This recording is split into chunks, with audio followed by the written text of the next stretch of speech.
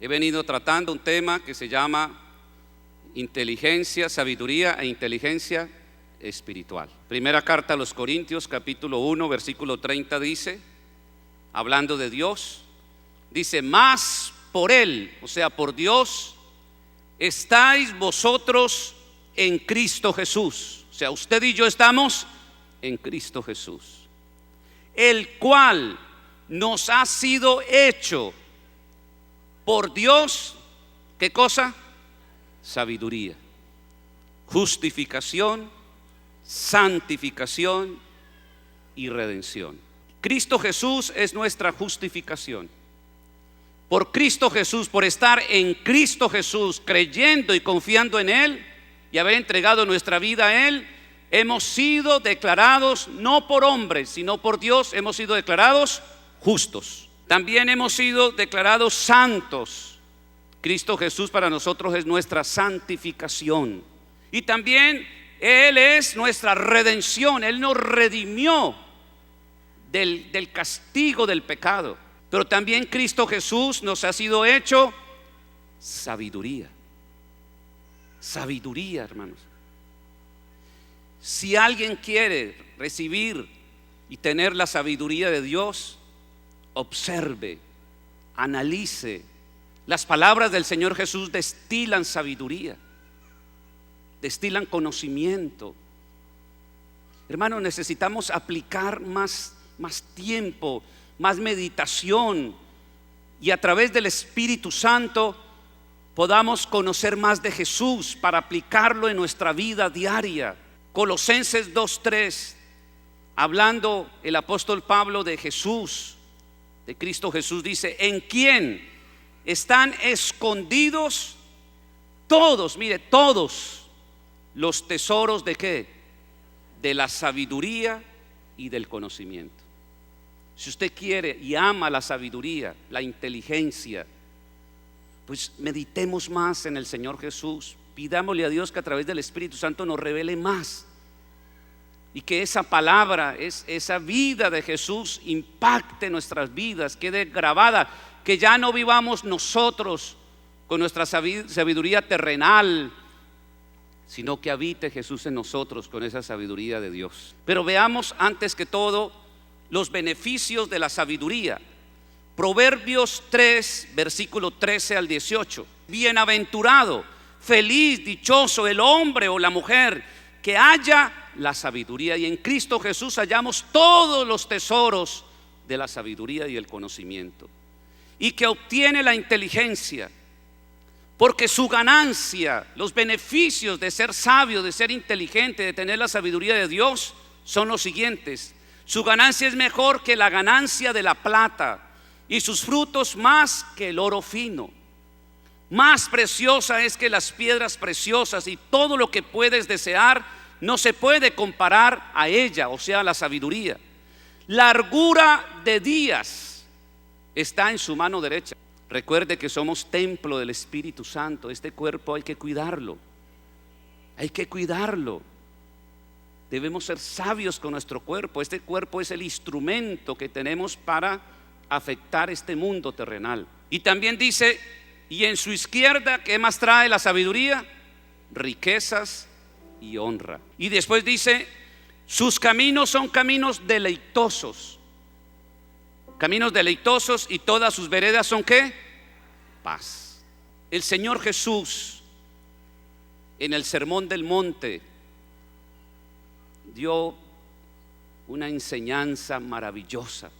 Los teólogos han llamado al Sermón del Monte, que está en Mateo del capítulo 5 al 7, lo llaman la constitución del reino.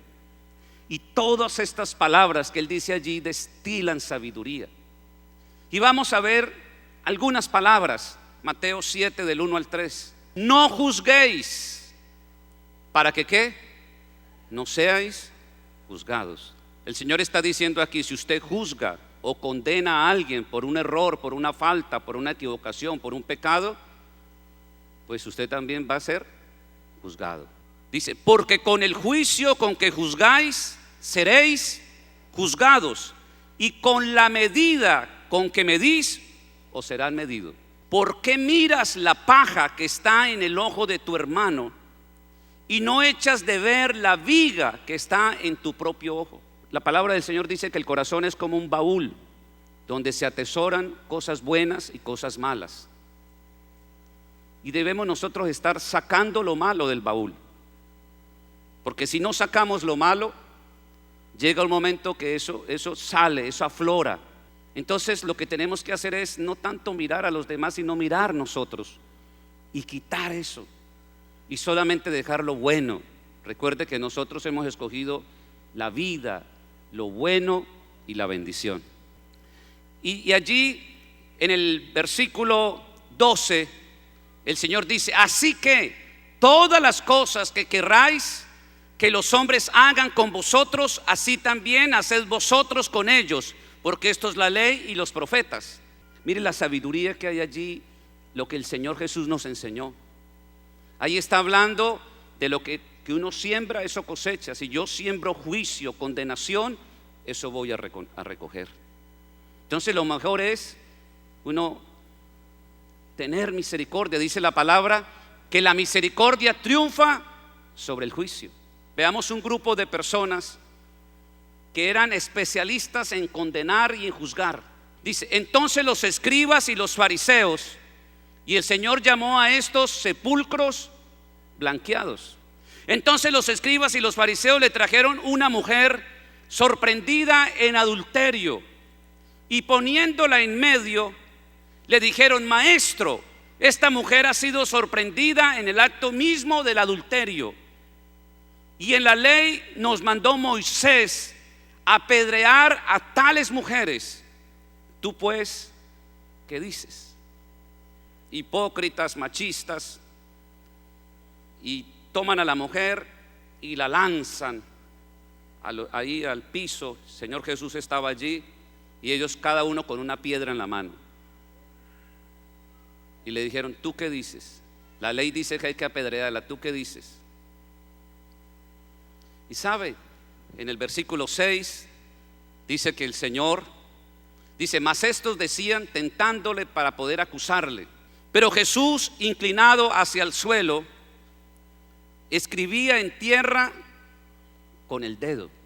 Lanzan a la mujer al piso, le lanzan la pregunta, y el Señor ahí escribiendo en el piso, en el polvo del piso. Y sabe, en Jeremías capítulo 17 está la respuesta de lo que él escribía en el piso. Dice: oh Jehová, esperanza de Israel, todos los que te dejan serán, ¿qué cosa? Avergonzados, y los que se apartan de mí serán escritos, ¿dónde?